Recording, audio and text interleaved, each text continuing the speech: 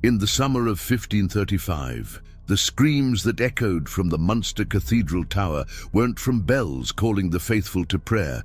They were the final, agonizing cries of Hill Faken, a 23-year-old woman whose body hung suspended from an iron hook that had pierced through her ribcage, leaving her to die slowly as the townspeople below went about their daily business.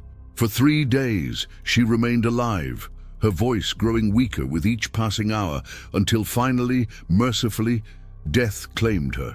This wasn't the work of a deranged killer or a mob gone mad with bloodlust. This was justice, sanctioned by law, documented by scribes, and executed with the cold precision of a bureaucratic machine that had perfected the art of human suffering. The executioner's hook stands as one of history's most disturbing instruments of legal torture, a device so cruel in its simplicity and devastating in its effectiveness that it forces us to confront the darkest capabilities of human ingenuity. For over 6 centuries, from the late medieval period through the dawn of the modern age, this tool wasn't hidden in some dungeon or used by rogue torturers operating outside the law. It was an official instrument of state power, wielded by licensed executioners who approached their work with the methodical precision of craftsmen, keeping detailed logs of each victim, noting the type of hook used, the duration of suffering, and the eventual cause of death with the same dispassionate efficiency one might use to record grain harvests or tax collections. What makes the hook particularly horrifying isn't just its brutality, but the calculated intelligence behind its design. Unlike other torture devices that relied on crushing, burning, or stretching to inflict pain, the hook was engineered with an anatomist's understanding of the human body. Each variation, the throat hook, the rib hook, and the suspension hook, was specifically designed to target areas that would maximize suffering while carefully avoiding immediate death. The executioners who wielded these instruments underwent years of training, learning precisely where to insert the hook to pierce muscle without rupturing major arteries, how to angle the device to prevent the victim from losing consciousness too quickly, and how to adjust the suspension to ensure the body's own weight became an instrument of its torture. The throat hook, perhaps the most psychologically traumatic of the 3 variants, earned its nickname the Whisperer, from the distinctive sounds victims made while suspended. The hook would be inserted beneath the jaw, piercing through the soft tissue of the throat without severing the windpipe, leaving victims able to breathe, but only in shallow, desperate gasps. Speech became impossible except for whispered pleas that gave the device its name. Franz Schmidt, the executioner of Nuremberg who served from 1573 to 1618, left detailed records describing how victims could remain conscious for up to 12 hours, their eyes wide with terror, unable to scream, unable to speak above a whisper, unable to do anything but wait for death while crowds gathered to witness their agony. The precision required for the throat hook's application reveals the disturbing professionalism that surrounded these executions. Schmidt's journals, discovered in the Nuremberg city archives and authenticated by historians, describe a preparatory ritual that resembles more a surgical procedure than an execution. The hook would first be heated in a brazier until it glowed red-hot, not to cauterize the wound, which might have been merciful, but to ensure the metal would slide through tissue more easily while simultaneously increasing the victim's agony. The executioner would then study the victim's anatomy, feeling for the exact point where the mandible met the neck, searching for the spot that would support the body's weight without tearing through immediately. Once positioned, the victim would be lifted slowly, allowing gravity to drive the hook deeper into the tissue. Schmidt noted with clinical detachment that the initial lift often caused victims to involuntarily assist in their own torture, their neck muscles tensing in a futile attempt to resist the hook's penetration, which only served to provide more resistance for the metal to grip. The executioner would then adjust the height of the suspension, raising or lowering the victim until they achieved what Schmidt called the perfect balance. high enough that the victim couldn't touch the ground to relieve the pressure, but low enough that passers-by could see their face, witness their suffering, and understand the consequences of defying authority. The rib hook represented an evolution in cruelty, designed specifically for those convicted of witchcraft, heresy, and treason. Crimes that authorities believed warranted suffering beyond what the throat hook could provide.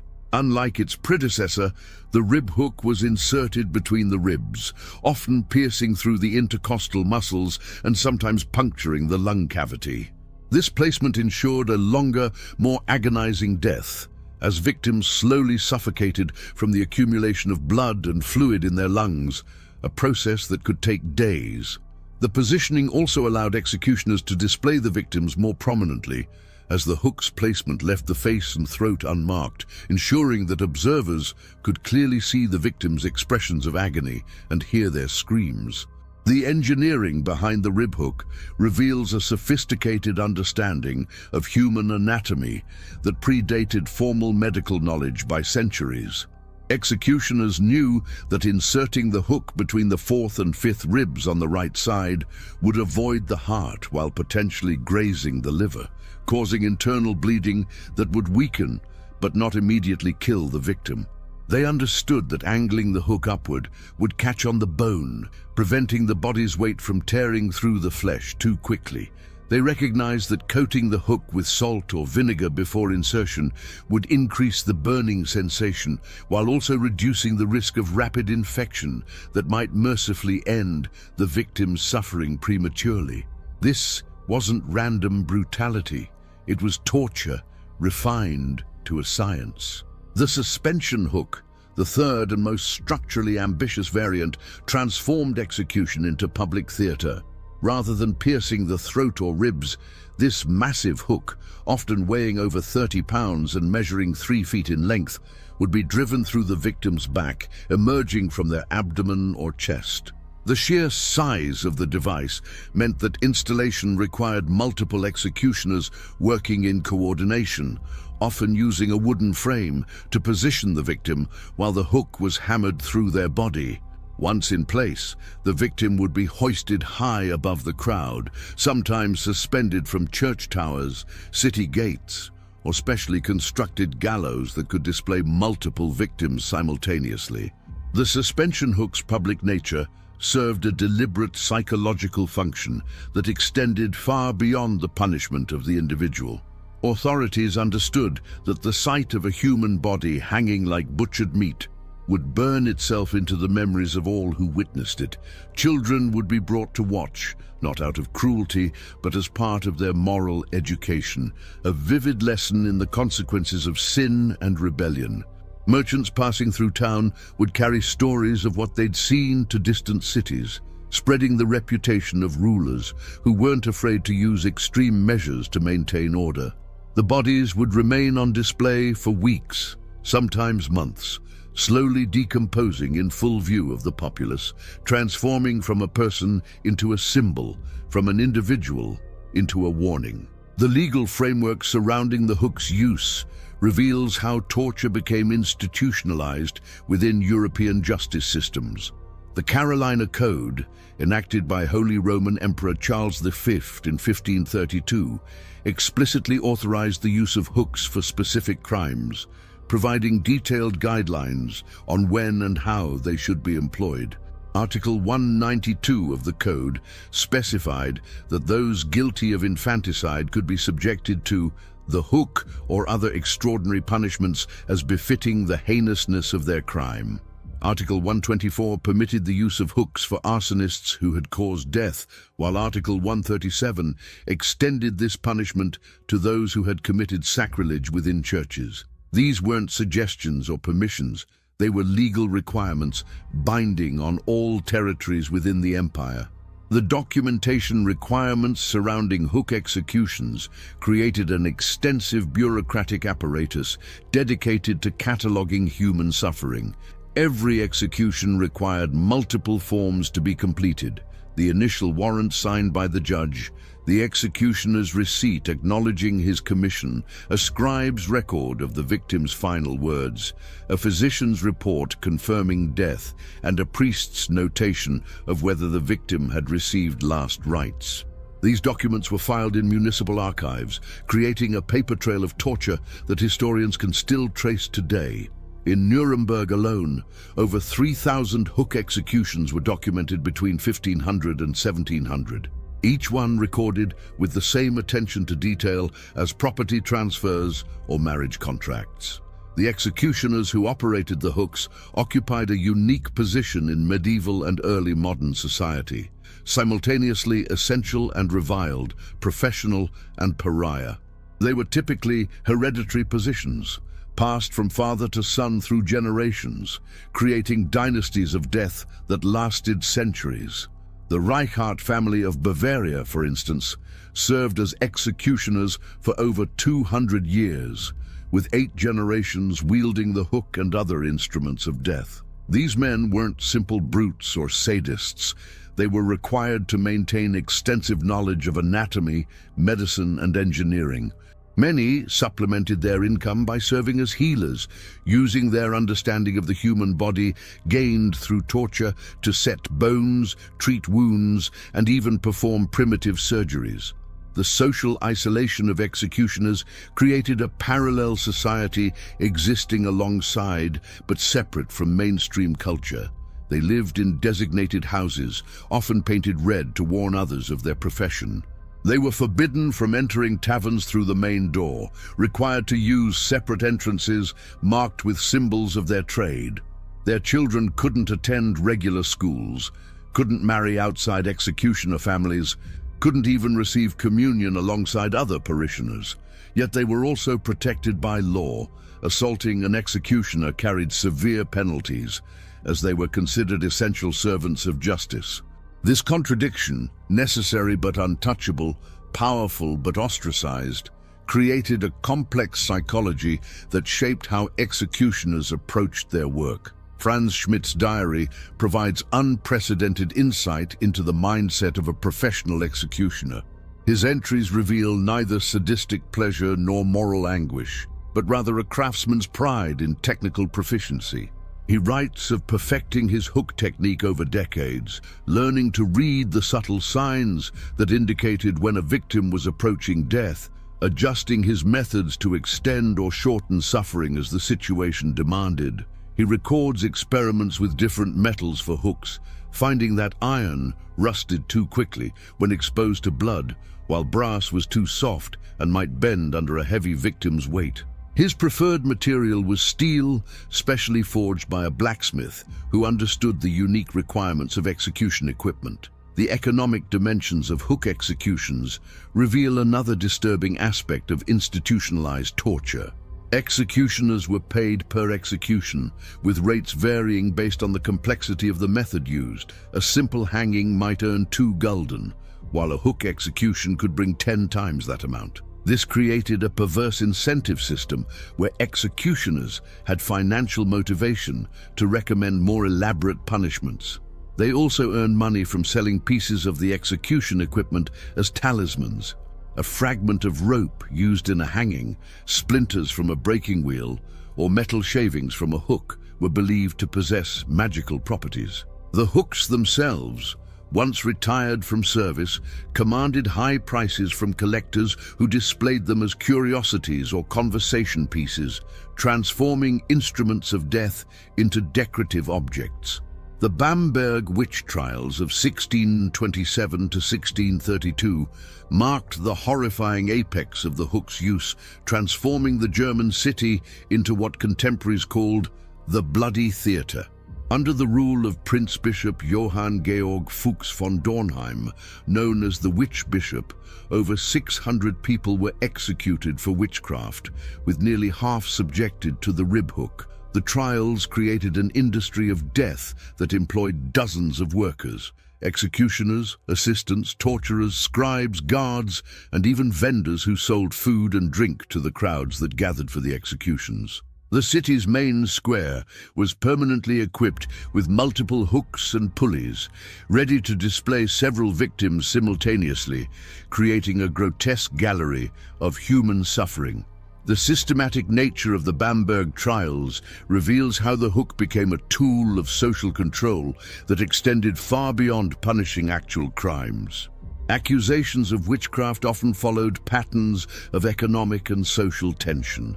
Wealthy widows whose property could be confiscated, merchants who competed with guild members, midwives who knew too many secrets, or simply those who had made powerful enemies. Once accused, the victim would be subjected to preliminary torture to extract a confession, then sentenced to the hook as both punishment and spectacle. The trials created a self-perpetuating cycle of terror. Those under torture would name accomplices to end their suffering, leading to more arrests, more trials, and more hooks waiting in the square. Among the Bamberg victims was Johannes Junius, the city's mayor, whose secret letter smuggled from prison provides a rare first-person account of facing the hook. Written in July 1628 with hands maimed by torture, the letter describes his terror at seeing the hooks being prepared for him. "They have readied the iron for me, sharpened and heated it. The executioner showed me where it would enter, below my shoulder blade, and where it would emerge through my belly." He was not cruel in this showing, merely professional, as one might demonstrate the workings of a mill wheel or printing press. This casualness terrified me more than any threat. Junius was executed by ribhook 5 days after writing this letter, surviving for 18 hours before death finally claimed him. The mass executions required industrial-scale organization that transformed Bamberg's economy. Blacksmiths worked overtime, forging new hooks as the old ones wore out or broke from overuse. Carpenters built viewing platforms that could be rented to wealthy spectators who wanted better views of the executions. Tavern keepers set up temporary stalls around the execution grounds, selling wine and food to the crowds. Publishers printed broadsheets with lurid illustrations of the hook executions, selling them as souvenirs. The city's treasury swelled with confiscated property from the condemned, funding new public buildings and infrastructure projects. Death had become Bamberg's primary industry, and the hook was its principal tool of production. The medical observations recorded during the Bamberg trials provide disturbing insights into the physical effects of hook torture. City physician Heinrich Peissner was required to attend executions and document the medical aspects of death by hook. His reports, preserved in the city archives, describe in clinical detail how victims' bodies responded to suspension, the gradual purpling of extremities as circulation failed, the distinctive pattern of muscle spasms he termed the dance of death, the way victims' eyes would hemorrhage from increased cranial pressure, creating tears of blood that witnesses interpreted as signs of demonic possession. Peissner noted that victims suspended by rib hooks often experienced a phenomenon where they would appear to die, becoming still and silent, only to revive hours later in excruciating pain as their bodies shifted and the hook tore through new tissue. Children featured prominently among Bamberg's victims, with records showing that dozens of minors, some as young as 7, were subjected to the hook. The execution of children required specially sized implements, leading to the creation of what executioners grimly called apprentice hooks, smaller, lighter versions designed for bodies that couldn't support the weight of standard equipment. The sight of children suspended from hooks alongside adults created such public revulsion that even hardened supporters of the witch trials began to question the justice of the proceedings. A visiting merchant wrote to his wife, "I have seen hell made manifest in Bamberg Square, where children hang like strange fruit from iron trees, their cries mingling with their mothers' screams."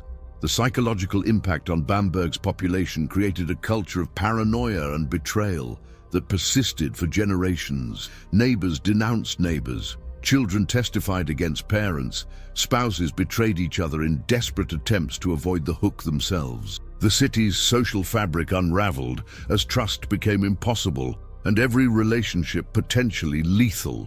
Diaries from the period describe a city where people avoided eye contact in the streets, where church attendance plummeted despite mandatory services, where markets stood half-empty as people feared gathering in groups that might be suspected of secret witch meetings.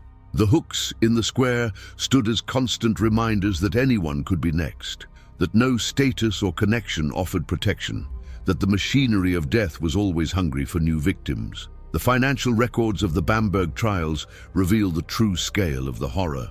The account books show payments for 236 new hooks purchased or commissioned between 1627 and 1631, suggesting that the implements were wearing out from constant use or being reserved as evidence. The executioner's family received over 8,000 gulden during this period, a fortune that made them among the wealthiest residents of the city, even as they remained social outcasts. The maintenance of the execution infrastructure required a dedicated budget line, replacement chains, platform repairs, hook sharpening, and the wages of workers who cleaned the square after each execution. One entry notes the purchase of 20 barrels of sawdust for absorbing blood beneath the hooks, a mundane detail that speaks to the industrial scale of the killing. The year 1755 marked a pivotal moment in the history of the executioner's hook, when Empress Maria Theresa of Austria witnessed an execution that would haunt her for the rest of her life. During a state visit to Prague, local authorities arranged what they considered an honor, allowing the Empress to observe the execution of Anna Schneider, a woman convicted of murdering her newborn child. The execution was to be carried out using the rib hook, considered the appropriate punishment for infanticide under imperial law. What the authorities hadn't anticipated was the Empress's reaction to actually witnessing what she had only previously known as a legal abstraction. Contemporary accounts describe Maria Theresa's mounting horror as the execution proceeded. The Empress, seated in a specially constructed viewing pavilion decorated with imperial regalia, initially maintained her composure as Anna Schneider was brought forward. But as the executioner began his work, driving the heated hook between the woman's ribs with practiced precision, the Empress's facade crumbled. Witnesses reported that she attempted to rise from her seat, only to be gently restrained by her advisors, who reminded her that interrupting an execution would undermine imperial authority. She was forced to watch as Schneider was hoisted into the air, her screams echoing across the square as blood ran down the chain supporting her body. What particularly disturbed Maria Theresa, according to her personal confessor, Father Johannes Müller, was not just the brutality, but the casualness with which everyone else treated the spectacle. Vendors continued selling pastries to the crowd, children played games at the edge of the square, and officials discussed administrative matters as Anna Schneider writhed on the hook above them. The normalization of such extreme suffering, the transformation of torture into mundane routine, revealed to the Empress how deeply the culture of cruelty had embedded itself in her realm. That night, she reportedly couldn't sleep, telling her ladies-in-waiting that she could still hear Schneider's screams and smell the burning flesh from the heated hook. Within weeks of returning to Vienna, Maria Theresa issued a decree banning the use of rib hooks throughout the Austrian Empire, the first major legal restriction on the device in its 6th century history. The imperial edict, dated September 3, 1755, declared that the practice of suspension by hooks piercing the ribs constitutes a cruelty incompatible with Christian mercy and enlightened governance. However, the decree's careful wording revealed the political complexities involved. It banned only the rib hook, not the throat or suspension variants, and only in Austrian territories, not in the broader Holy Roman Empire where the Empress's husband Francis Sistis ruled, but where she had no direct authority. The reaction to Maria Theresa's ban exposed deep divisions within European society about the role of public torture. Conservative jurists argued that the spectacular nature of hook executions served an essential deterrent function, that private or quick executions would embolden criminals who no longer feared public disgrace. Progressive voices, inspired by Enlightenment philosophy, countered that such displays brutalized the population and degraded the state's moral authority. The debate played out in pamphlets, university lectures, and coffeehouse discussions across Europe, with the hook becoming a symbol of the broader conflict between traditional authority and reformist ideals. The enforcement of Maria Theresa's ban proved challenging, revealing how deeply entrenched the hook had become in the machinery of justice. Many regional executioners simply ignored the decree, continuing to use rib hooks while filing false reports claiming they had employed other methods. Others technically complied by making minimal modifications, using hooks that pierced just below the ribs or just above them, arguing these were different devices not covered by the ban. In Bohemia, executioners developed what they called the mercy hook, which penetrated the same area but included a sharp blade designed to sever major blood vessels, causing quicker death while maintaining the visual spectacle authorities desired. The partial nature of Maria Theresa's reform had unintended consequences that arguably increased suffering for some victims. With rib hooks banned but throat and suspension hooks still legal, executioners often defaulted to these alternatives, even in cases where they might previously have used quicker methods. The throat hook in particular saw increased use as it provided the prolonged public display authorities wanted while technically complying with the new restrictions. Execution records from Vienna show a 300% increase in throat hook usage in the 5 years following the rib hook ban, suggesting that reform without comprehensive change merely displaced rather than eliminated cruelty. Maria Theresa's personal struggle with the hook continued throughout her reign. Private correspondence reveals that she repeatedly attempted to expand the ban, but faced fierce resistance from regional nobles, church authorities, and even members of her own council who viewed public torture as essential to maintaining order. In a letter to her son, the future Joseph II, she wrote, "I have seen evil made manifest in that Prague square, yet I find myself powerless to fully expunge it from our lands. The hook has roots that run deeper than law, tangled in the very foundations of our authority. To pull it out entirely might topple more than just a method of execution. It might topple the entire edifice of power upon which our throne rests." The religious dimensions of hook executions reveal how Christian theology was twisted to justify and even sanctify extreme torture. Church authorities argued that the prolonged suffering inflicted by the hook served a spiritual purpose, providing victims with extended opportunity for repentance and salvation. This perverse logic held that quick deaths might send souls to hell unrepentant, while the hook's slow agony allowed sinners to fully contemplate their crimes and seek God's forgiveness. Priests would stand beneath suspended victims, calling up prayers and encouragements to confess, interpreting screams of pain as expressions of spiritual purification. The theological justification for the hook drew on medieval concepts of purgatorial suffering, arguing that enduring torture on earth might reduce the soul's required time in purgatory.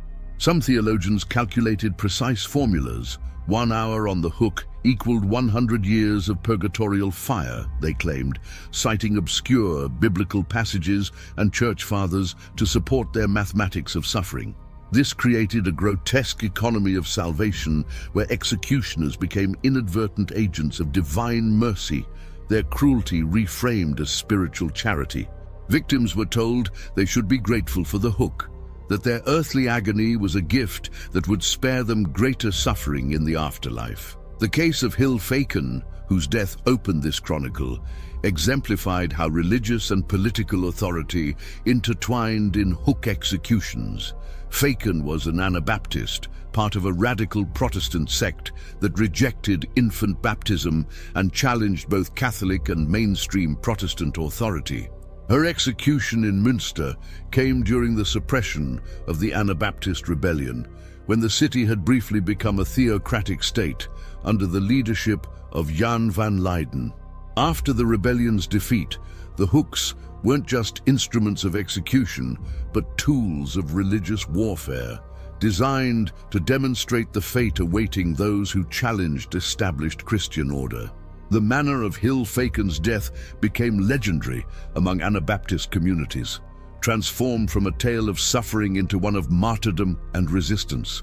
Witnesses reported that despite 3 days of agony suspended from the cathedral tower, Faken never recanted her beliefs, never begged for mercy, and continued to sing hymns until her voice finally failed. Her executioner Hans Reichart noted in his log that she displayed an unnatural fortitude that could only come from diabolic assistance or divine grace. This ambiguity was her endurance proof of heretical evil or saintly virtue. Troubled authorities who had expected the hook to break her spirit and validate their judgment. The display of Faken's body after death served a complex symbolic function that went beyond simple deterrence.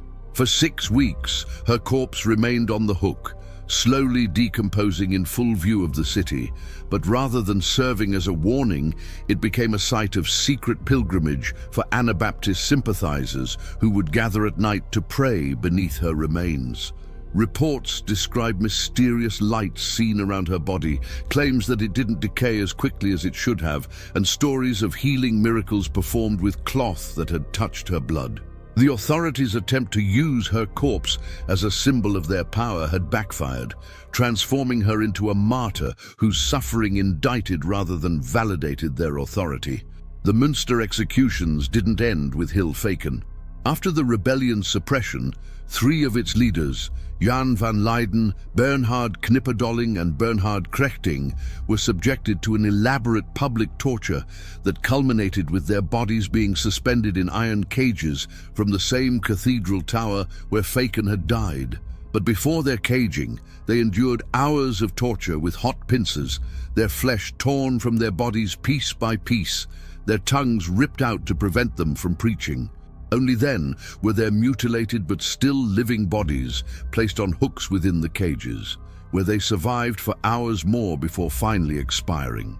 The cages themselves became permanent fixtures, remaining on the cathedral tower to this day, empty now but still serving as monuments to religious violence.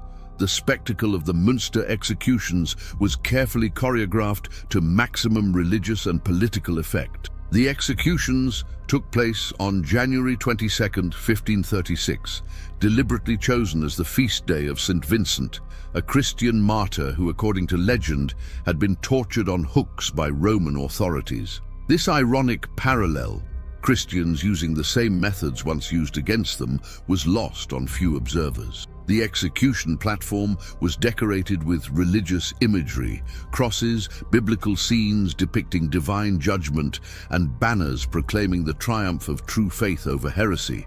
Priests performed elaborate rituals between each stage of torture, blessing the instruments, sprinkling holy water on the victims, and leading the crowd in prayers of thanksgiving for the defeat of heresy.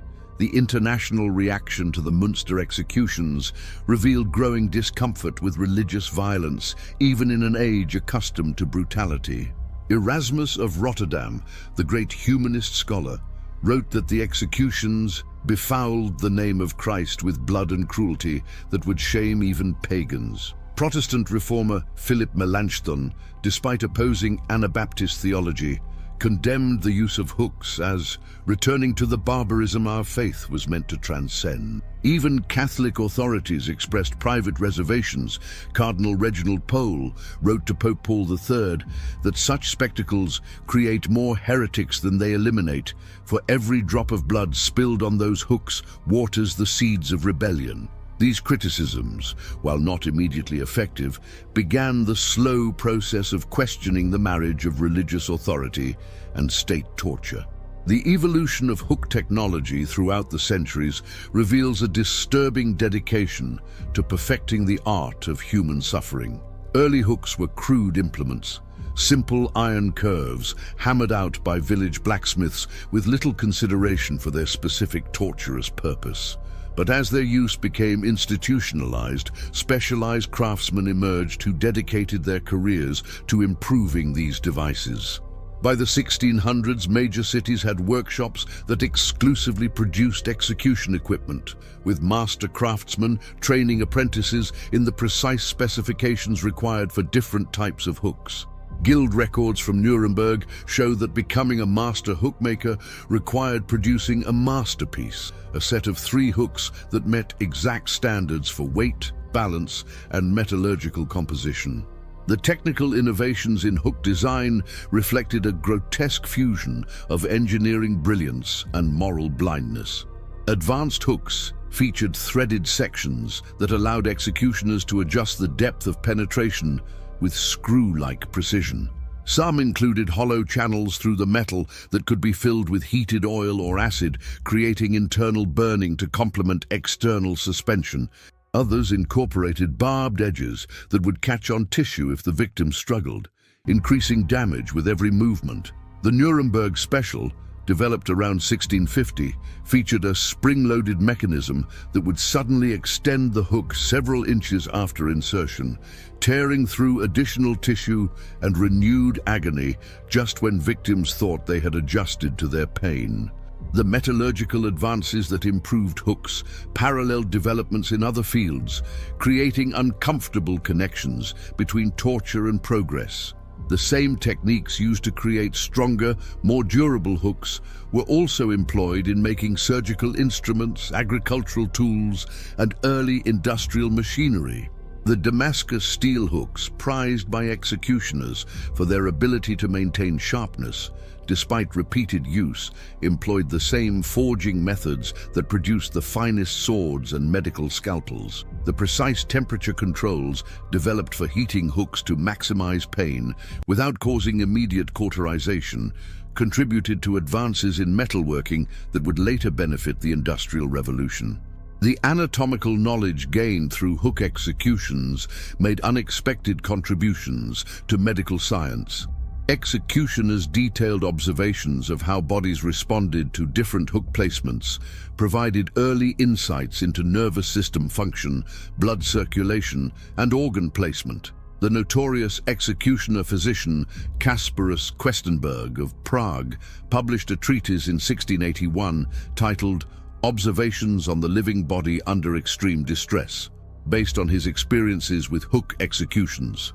While ethically abhorrent, his descriptions of nerve responses, muscle contractions, and stages of systemic failure provided data that wouldn't be replicated through ethical means for another century.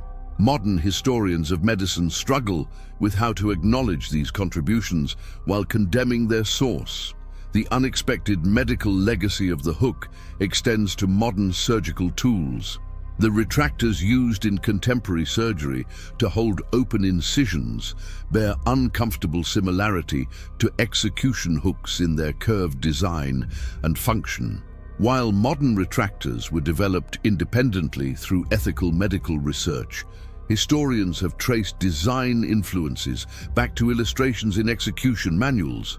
The White-Lane retractor, still used today, employs a spreading mechanism remarkably similar to devices described in 17th century executioner handbooks. This connection between instruments of torture and tools of healing creates ethical dilemmas for medical historians and challenges comfortable narratives about the progressive nature of medical advancement. The economic ecosystem surrounding hook manufacturing extended far beyond the craftsmen who forged them. Entire supply chains developed to support the execution industry. Mines in Saxony specialized in producing the specific grade of iron preferred for hooks. Leatherworkers created the straps and harnesses used to position victims. Rope makers produced the precise thickness of chain required to support a human body without breaking. Chemical suppliers provided the acids, salts, and other substances used to enhance suffering. Account books from major cities show that the execution industry represented a significant portion of municipal spending, sometimes exceeding expenditures on public health or education. The international trade in execution equipment created disturbing networks of commerce in human suffering.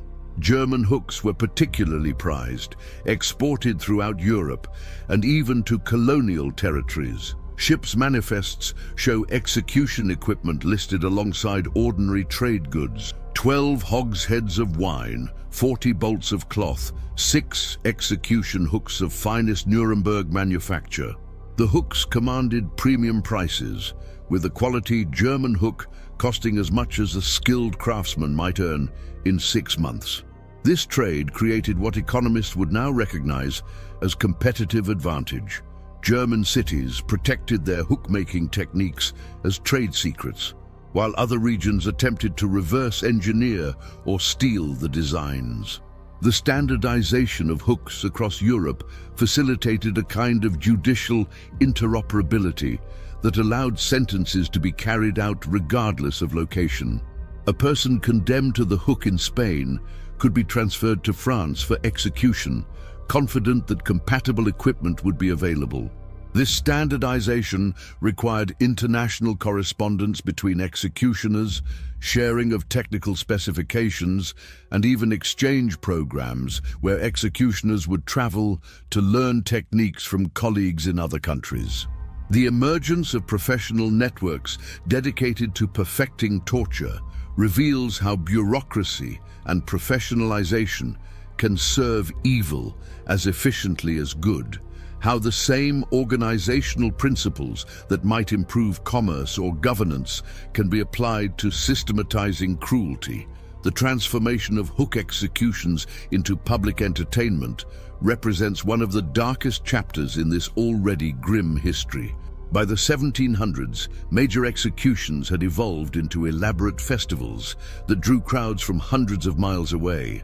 Innkeepers would advertise upcoming executions months in advance, offering package deals that included lodging, meals, and guaranteed viewing spots.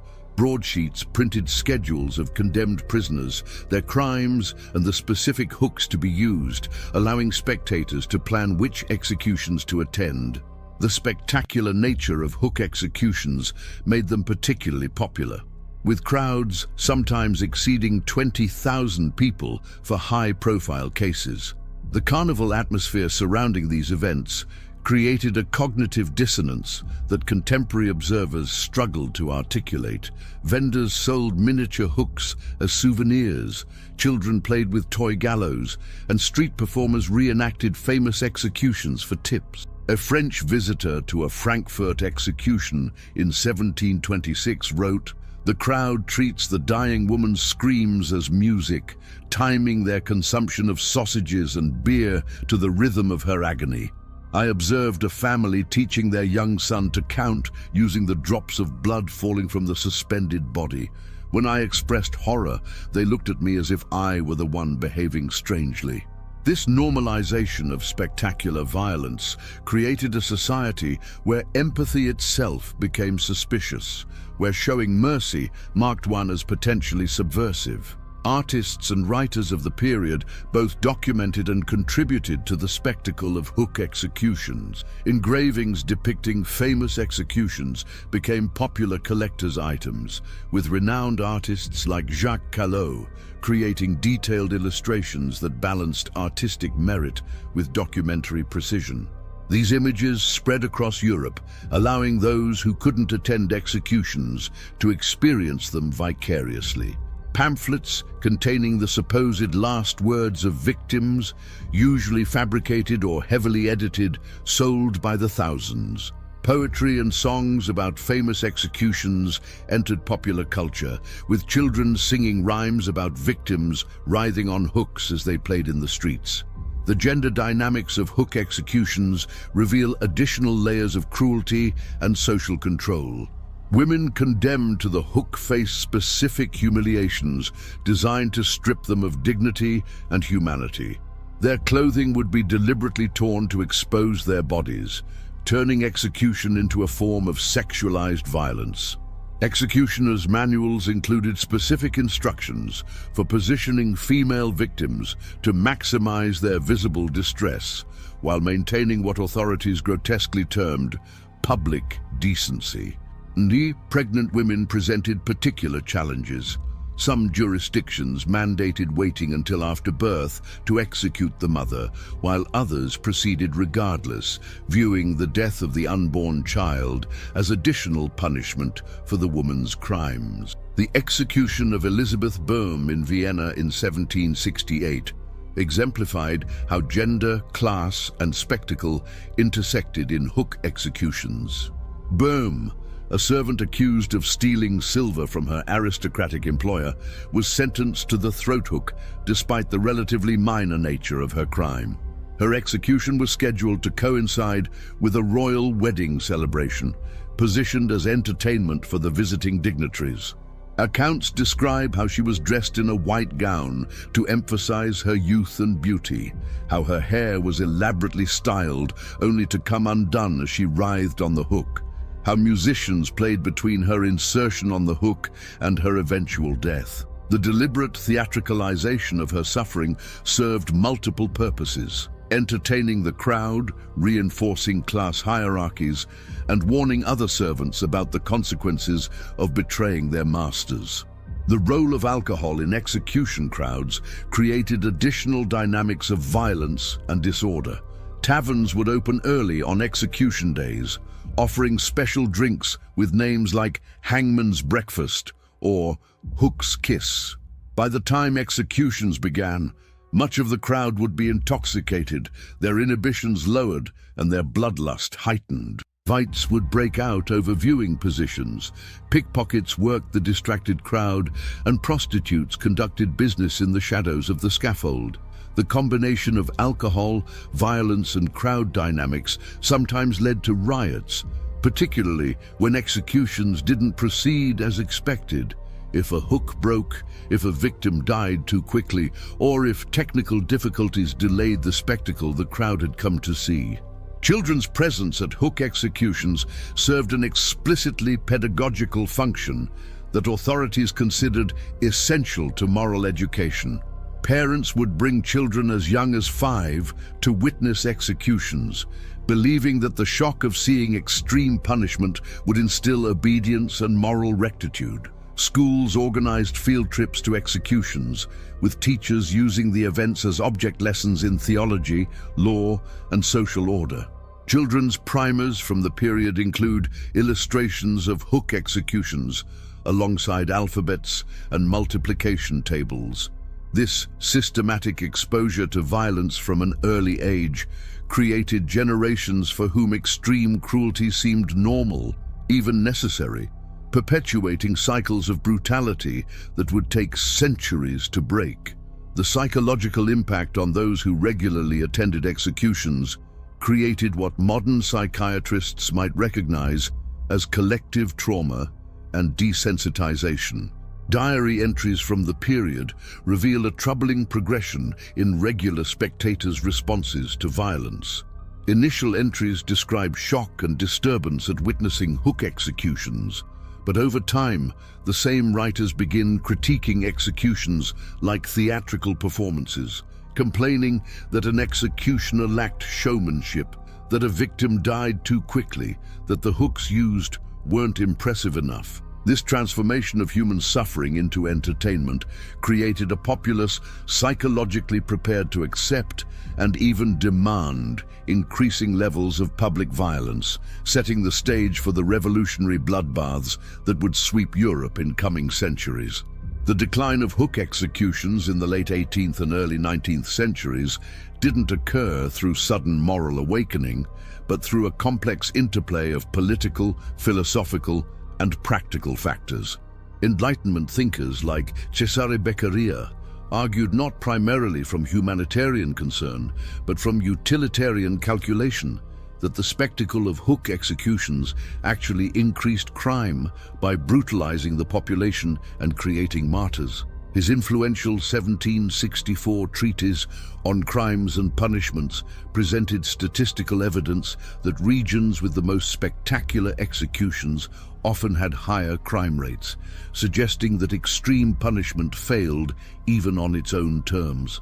This pragmatic argument proved more persuasive to authorities than moral appeals had been. The French Revolution initially seemed to herald the end of torture, with the Declaration of the Rights of Man explicitly prohibiting cruel punishments. Yet the revolution's descent into terror revealed how quickly societies could revert to spectacular violence.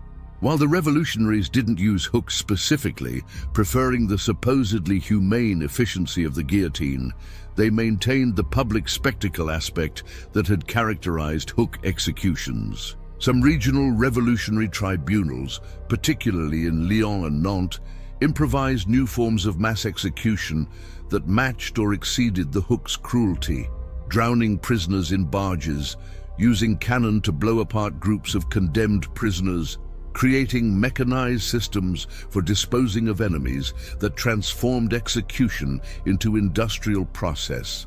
Napoleon's legal reforms, codified in the 1810 Penal Code, officially abolished the hook throughout French-controlled territories, yet enforcement remained inconsistent. In occupied German territories, local authorities continued using hooks while technically complying with French law through creative interpretation. They argued that since the code prohibited ancient tortures, newly designed hooks constituted modern innovations not covered by the ban. In Spain, resistance fighters executed French collaborators using hooks as a deliberate symbol of defiance against Napoleonic authority. The hook had become not just a method of execution, but a political statement, its use or abolition signaling allegiance to different visions of justice and sovereignty. The Congress of Vienna in 1815, while primarily focused on redrawing Europe's political map, included surprising discussions about execution methods. Diplomats recognized that the varying approaches to capital punishment complicated prisoner transfers and extradition agreements. Prince Metternich of Austria argued for standardization of execution methods, not from humanitarian impulse, but from bureaucratic efficiency. The resulting protocols, while not banning hooks outright, established procedures for documenting and justifying their use that made them increasingly impractical. The hook was being strangled by paperwork, its demise coming not through moral evolution, but through administrative burden. The Industrial Revolution created new dynamics that made hook executions increasingly anachronistic.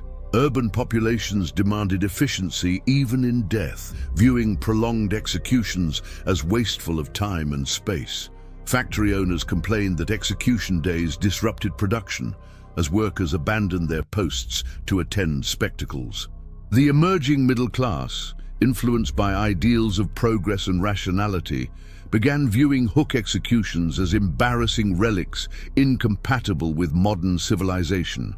Newspapers, reaching wider audiences than ever before, could spread accounts of botched executions across entire nations within days, turning local embarrassments into national scandals that pressured authorities to adopt supposedly more civilized methods. The last officially recorded hook execution in Western Europe occurred in Bavaria in 1836, though the circumstances surrounding it reveal how the practice lingered in the shadows longer than official records suggest.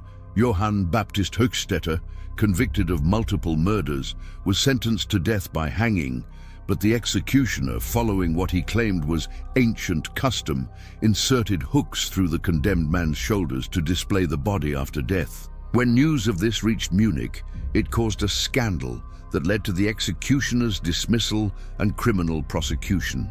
Yet private letters from the period suggest that similar post-mortem hook displays continued in remote regions for decades, unreported and unrecorded, the practice retreating into folklore and fading memory.